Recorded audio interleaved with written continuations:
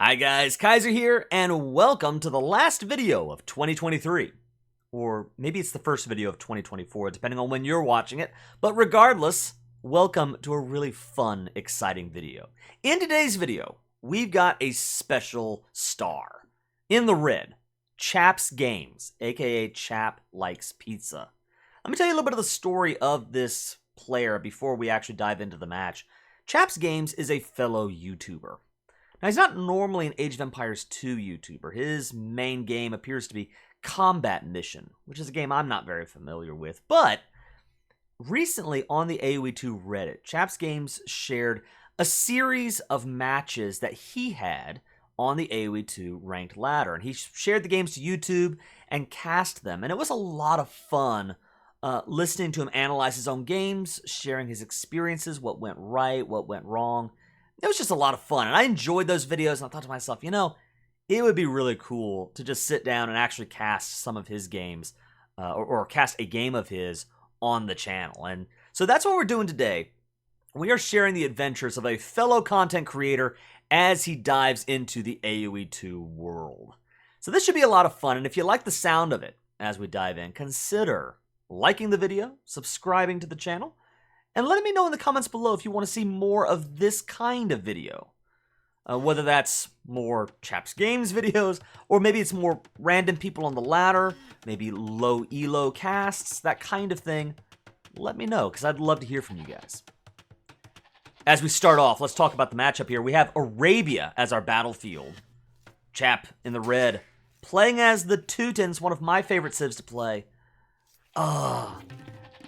Ouch. This house right here is stuck at 92.92%. We've all been there. I've done this countless times. How annoying. Meanwhile, in the blue, we have Nuhuksemaj. Almost sounds like an Ethiopian voice line. You know, when you pick Ethiopia or Nuhuksemaj. Anyway, I don't know how to pronounce his name, actually. Semaj70, we'll say. In the blue, playing as the Britons. And he's actually opening with just one house, so he's not even building a second house. All right, so this should be an interesting matchup. I think, you know, it could kind of go either way as far as the civ selection goes. I tend to think that at the lower elo level, and let me back up actually. Let me set the stage because you don't see this in front of you.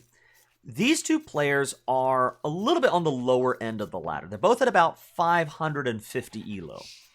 So this is a lower elo cast. And I'm going to share over the course of the game some observations, some tips and tricks and things as we are watching the match. Let me pause. I want to come back to that thought. I'm going to actually share one right now. Here we see that we've got 8 shepherds on sheep, right? And then we got our first guy hopping over to the lumber camp. Now, I do love how Chap here is prioritizing food. Because in the early game, food is the most important resource. Wood is right behind it in second place, and then gold and stone should be an afterthought. You should not worry about gold or stone in the earliest Dark Age stage of the game. I mean, unless you're trying to do a fast castle or something like that. You know, there might be rare situations where you dive onto gold or stone. But normally, prioritizing food and then wood, that's the right call. I like it. Having said that, I think what we're going to see, if I'm not mistaken, is a little bit of a wood bottleneck. Because we've got too many villagers on food and only one vill on wood. I'm going to guess, could be wrong, I'm going to guess Chap gets housed here. Meanwhile, if I scroll down, I think with the Britons player, his early game is a little bit better in that, it's funny how he's going for these straggler trees. But hey, I won't complain about that. He's actually got maybe too many people on wood, honestly. But, you know, so he's not going to have that same wood bottleneck.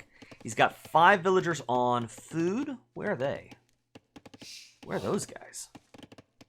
Because they're not here. Are they? Is he on berries? Yeah. Okay, now that's a little bit of a mistake because the berries are not collecting food fast enough to keep your town center going. So I sort of like where his head's at, but I would use that scout to try to find more sheep, find the rhino, bring in that food, and then sort of delay going to berries until after you've used up your sheep. Kind of like Chap is doing. I think Chap's got the right idea here. Bringing in the sheep, luring in the rhino, which I think he's about to pull off here. Beautiful. I love to see it. Good stuff.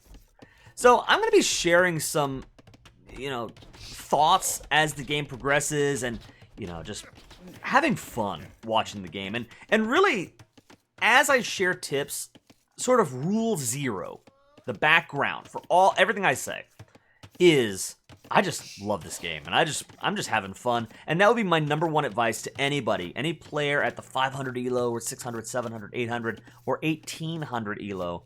Just have fun with the game. I mean, this is a fun game, and as you learn things and hopefully are developing some skills and getting better, that's not even the main point of the game. The main point of the game is not to get better at the game; it's just to have fun.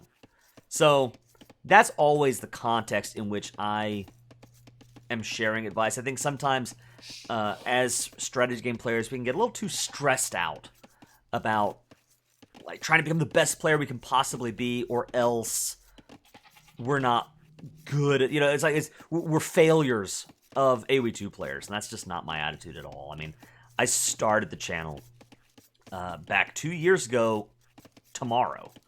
I started the channel on Noob Cup 1 and just celebrating the average player experience. So, that's my thing, is just having fun with this game. But having said that, I'll share some tips and some thoughts as we are proceeding here.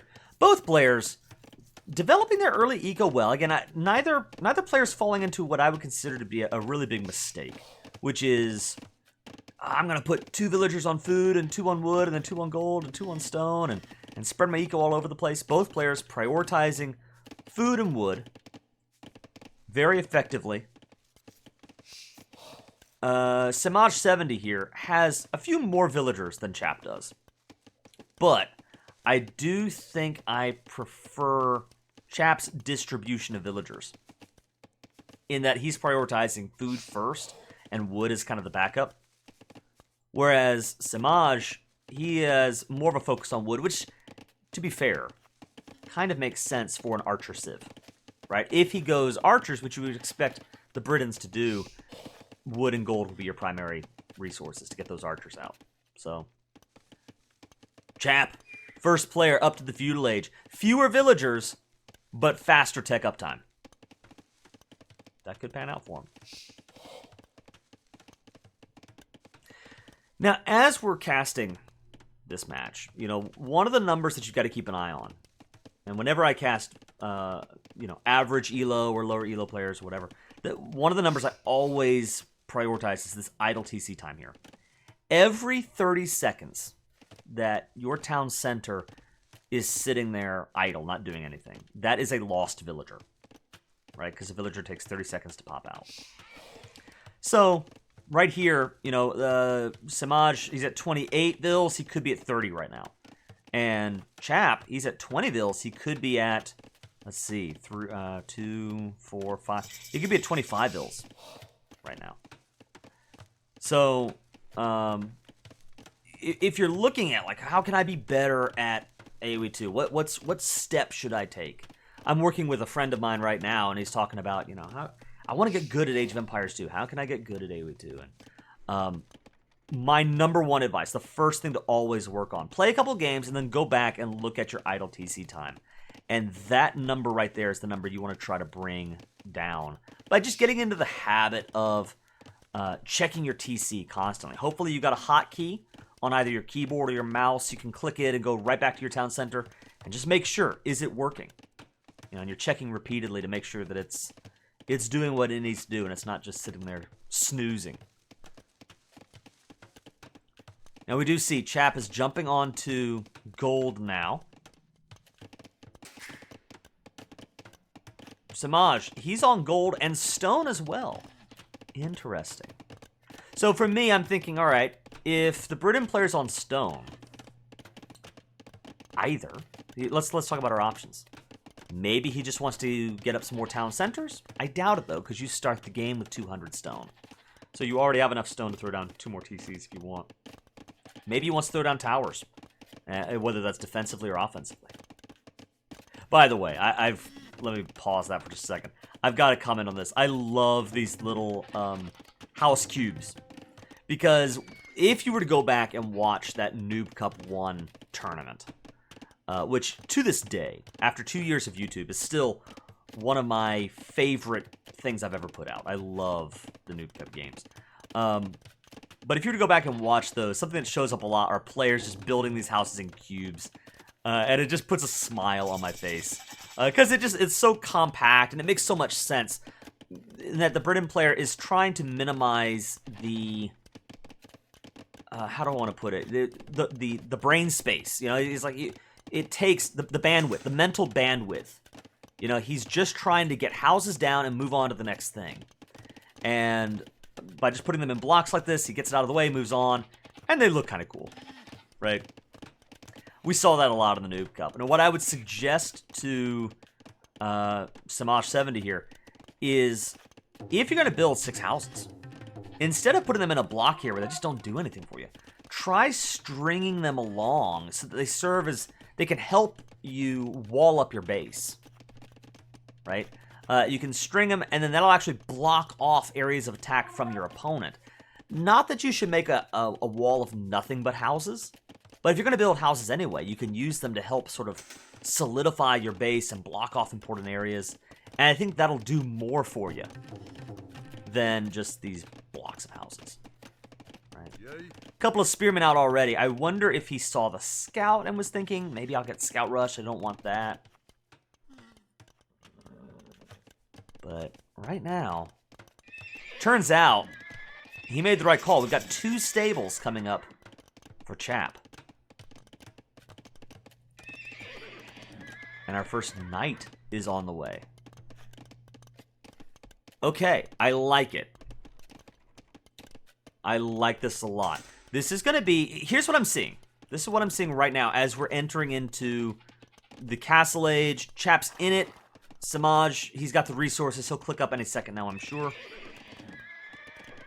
What I'm seeing is Samaj is the player with the better economy. His town center is not as idle as Chap's is.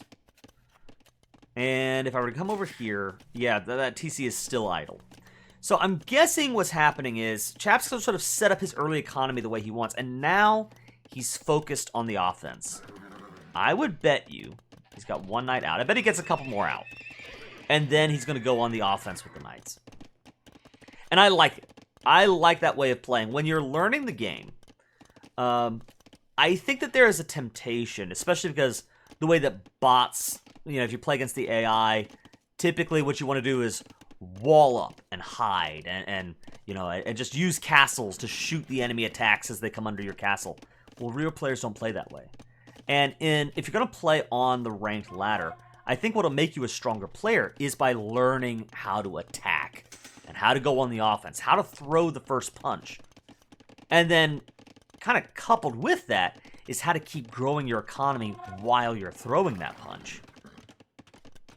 And sure enough, here we go. Samaj about halfway up, a little more than halfway up to the Castle Age. He's also picking up forging. 4 knights on the field here. Now, I will say, I'm a little confused by this. Samaj here has just picked up scale barding armor. He just picked up forging, and now he's picking up the scale mail armor on top of that. I don't know if he has a plan for that or not. I get the vibe, and I could be wrong. But I get the sense that he's just sort of grabbing whatever blacksmith techs he can. And I think that's a mistake. What you want to do is have a game plan. Either, you know, what unit are you going to attack with, or, you know, if you're on the defense, you know, like here, if I think he's got to repel knights, just grab the spearman techs, and then save. You know, scale barding armor's not really doing anything for you right now. Save that one for later. Let me interrupt myself here, because you don't want to spend those resources when they're more valuable elsewhere. Alright, so we got a raid coming in. And here, these knights, they've got all of the feudal age techs. So this is... Yeah, both players have the feudal age techs. The knights could actually take that fight, I think. They could probably kill the spears. This is a good raid. Now, I'm thinking he may lose a few more knights than he needs to.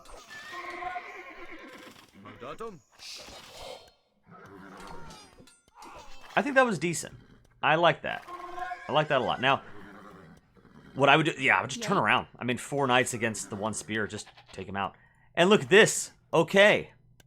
The Britain player pulling out knights of his own.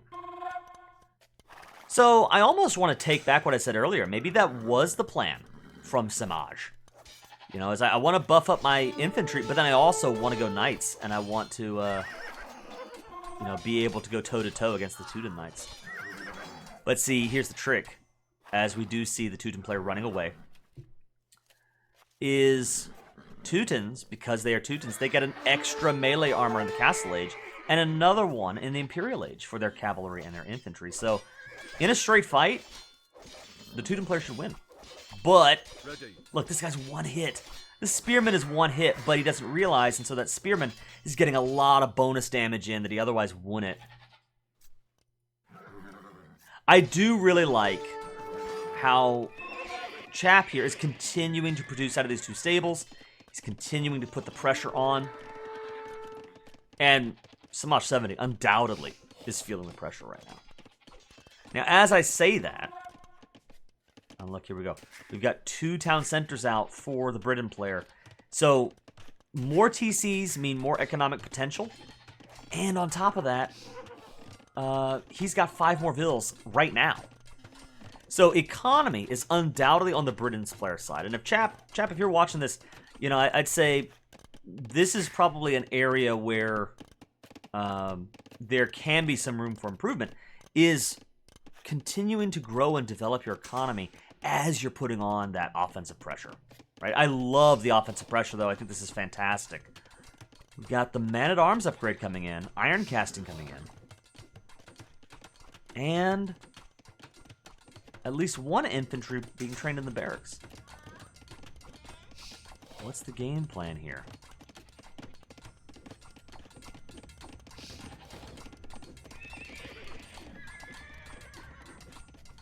Yeah, if anything, I would be looking at the Britain player and saying the issue that I have, look at this. He's producing 4 villagers right now, so continuing to grow the economy, that's amazing. But he's not safe. Right? There are no walls protecting this base. So anytime Chap wants, he can move an army in and he can start attacking it and killing villagers, right? So there's no base, and on top of that, or there's no walls. There are no walls. But worse, like, you either need walls and or you need a defensive army. You know, you need to build up, even if you want to go heavy into the economy, you need something to repel attacks. So you either need to be fully walled in, or you should be putting more into maybe more spearmen, more defensive units to repel knight attacks, assuming that Chap stays on knights, which he may or may not. But I want to see more military units here. Chap, for his part, is he's on 1 town center. He's building a 2nd one right now. I like to see it. I like seeing the 2nd TC. Although, I will say this too. Because again, we're looking at idle TC times, and they're, you know, decently high for both players. 8 minutes, 12 minutes.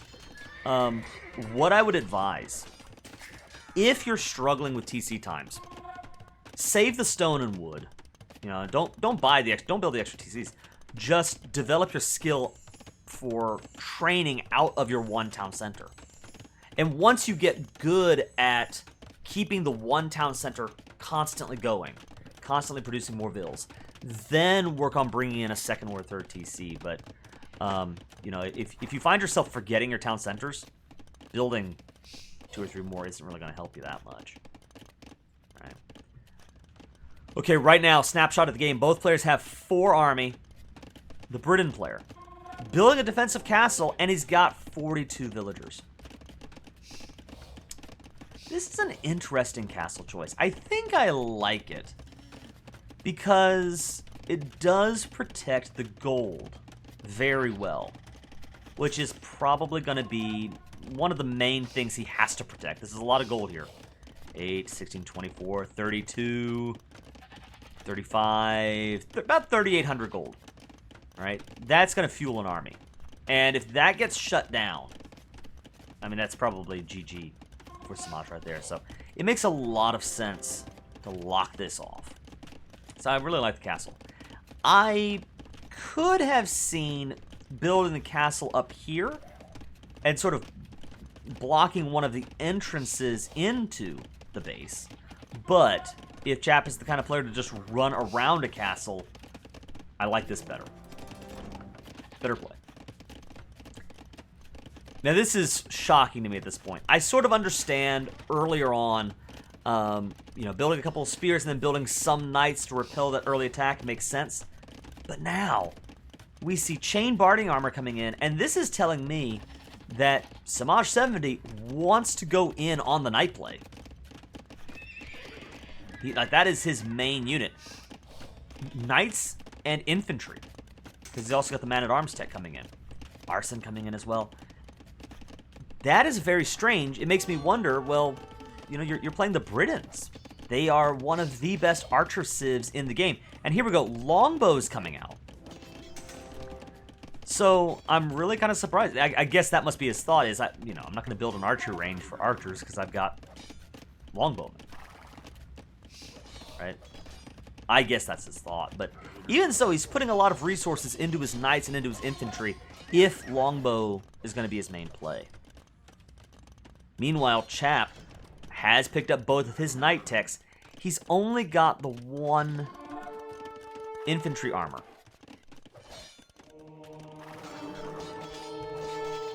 Oh, I love this. Look.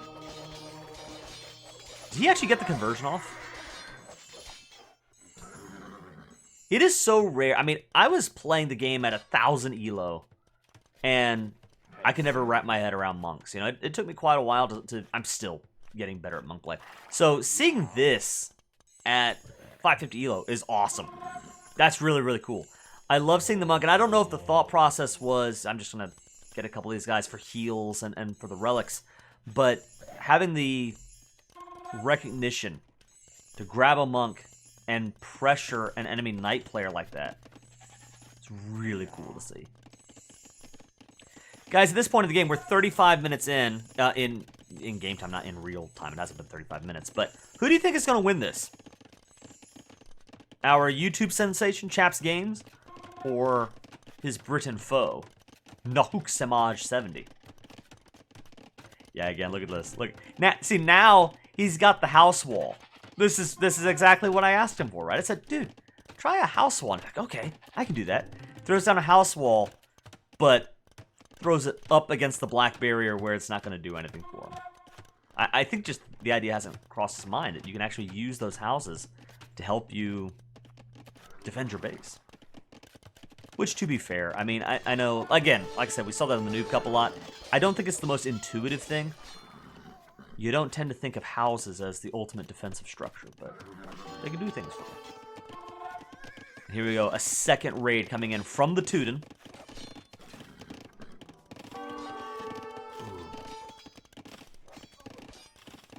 I do like seeing the pressure. Good moves. Oh, and here we go. Yeah, longbow coming in.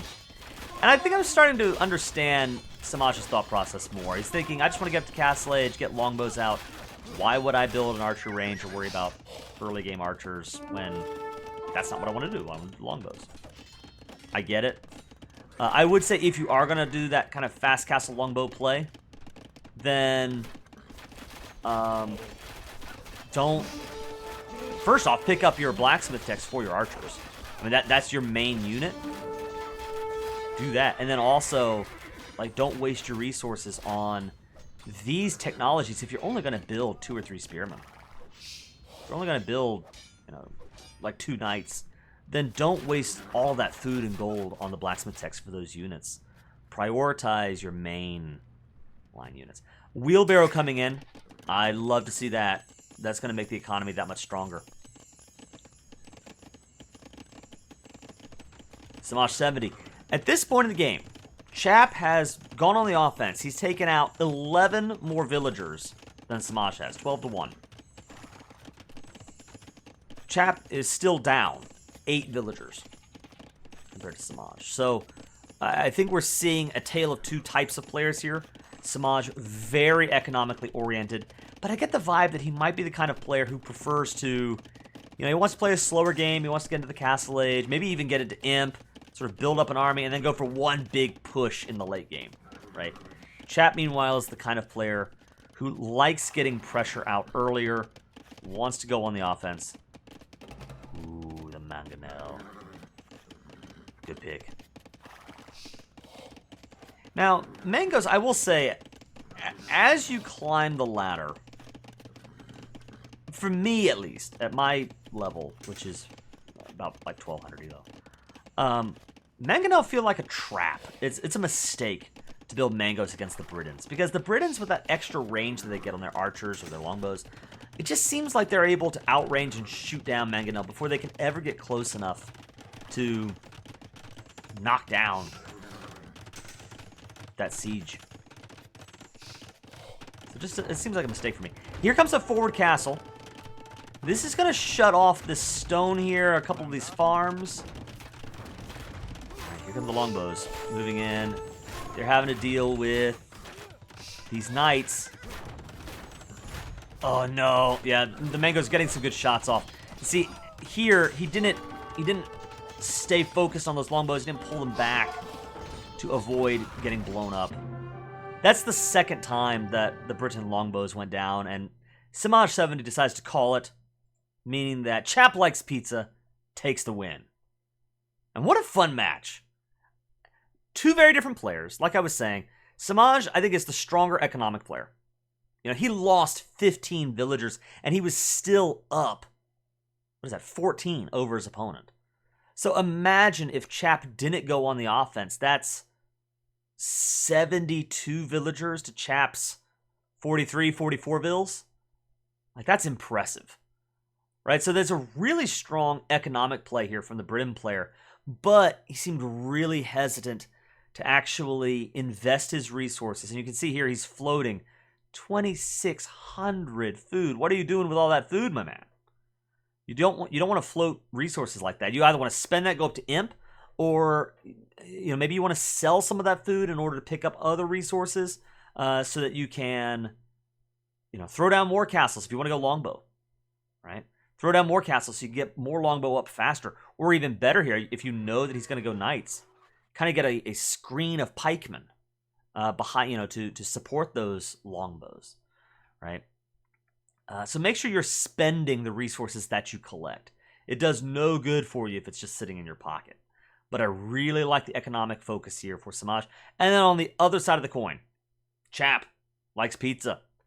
He's on 2 town centers. His idle TC time at the end of the game is, a times and a half what Samaj70 had. The economy is undoubtedly weaker, but what is his strength? And I like this. I mean, if I were advising a lower elo player, this is what I'd be advising. Go on the offense. Learn aggression. Learn how to play aggressively. You're going to win some games and lose some games that way.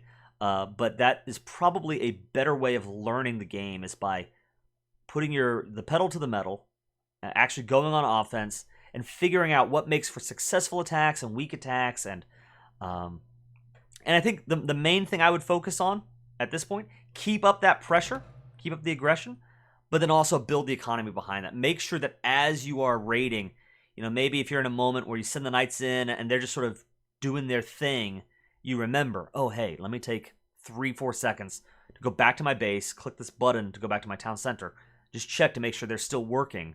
If they're not, queue up a few vills real quick, and then go back to the action so that you keep the economy going. And you can actually build a stronger eco, on top of the raids that you're pulling off, right?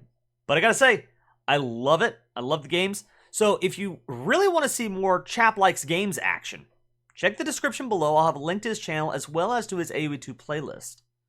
And if you want to see more casts of AoE2, again, random ladder games or low elo games, let me know what you want to see, and I'll really appreciate it. Thank you all so much for watching the video, for liking and subscribing. I appreciate you all. For now, this is the Iron Kaiser, signing off. Have a great one out there.